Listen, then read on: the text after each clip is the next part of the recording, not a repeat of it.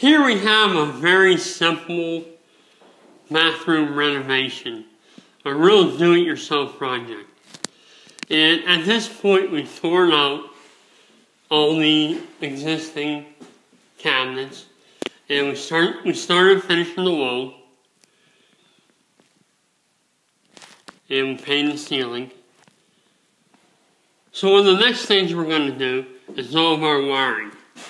You can see we have them marked on the walls.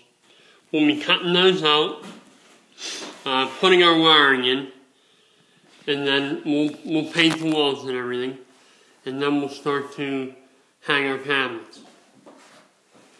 Now in the center here we'll have a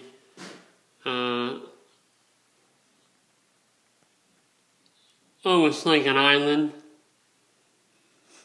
and it'll have bar stools on there, and the sink will be there. Over here will be our range.